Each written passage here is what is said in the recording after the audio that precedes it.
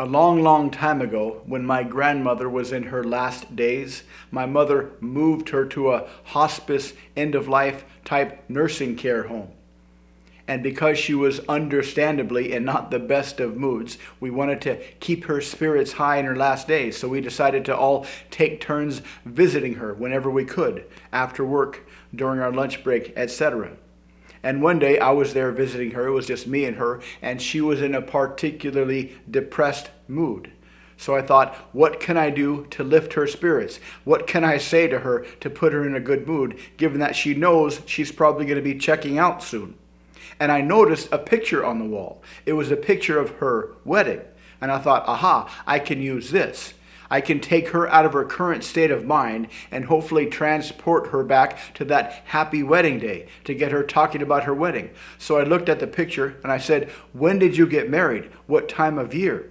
And she said spring or summer. I can't really remember. But one thing I noticed about the picture is that everybody was wearing these very, very heavy looking wool suits. And I said, that must have been hot in that church. And she said, oh yes it was. And when she said, oh yes it was, I could tell there was a spark of energy in her, a spark of life. So I started asking questions about her wedding. What time did it start? How big was the church? Where did you get the wedding dress? Did you buy it? Did you have it custom made? And the more questions I asked about her wedding, the better of a mood she got in. She was being transported out of her current not so good mindset into a very happy memory. And by asking questions about that happy memory, she started to get into a really, really good mood. And she was in such a good mood, I left, and later my dad came to sit with her, and my dad called me later that night and said, what the heck did you say to her? She was really up. She was sitting up, she was walking around, she was talking to people. She was the most excited I'd ever seen her.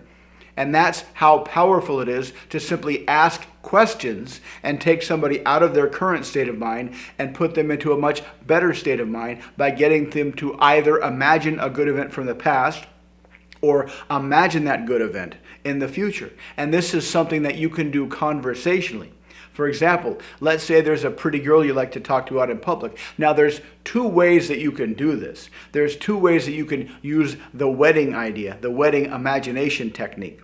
You could just walk up to her, start a conversation, let the conversation meander wherever the conversation wants to meander, and lead it towards relationship, lead it towards weddings, and then ask her about her ideal wedding. That will make her feel fantastic. But suppose you don't have a lot of time. Suppose you want to cut to the chase. Well, here's what you do. Before you approach, you deliberately imagine her standing at the altar in a wedding dress with some kind of guy. You just need to have that imagination in your head. Then you approach her and you say, excuse me, I don't mean to interrupt you. I'm not trying to seduce you, but this image just popped into my head of you standing at the altar. And the way you present it, it kind of sounds like you have some kind of psychic intuition, but you're the one that put that image in your head. You just don't tell her that. You say, I just had this image that popped into my head. You standing at the altar, wearing a beautiful wedding dress. Are you married? She'll probably say no. Are you planning on getting married soon? She'll probably say no. Is there someone that you think you might get married to? She might say no, she might say yes. It doesn't really matter. Then you ask her, do you mind if I ask you a few questions to figure out where this image came from? And she'll probably say yes, because she'll be very, very curious at this point. And then just ask a whole bunch of either or questions about her ideal wedding. When you do get married, do you think you'll wear a custom-made dress or one that you buy from a shop and have altered? Do you think you'll be married in a big church or a small church? Will you have a small wedding and a big reception, or a big wedding and a big reception? How many people do you think will be at the wedding? If you're getting married in the middle of March, when do you think you'll start shopping for a wedding dress?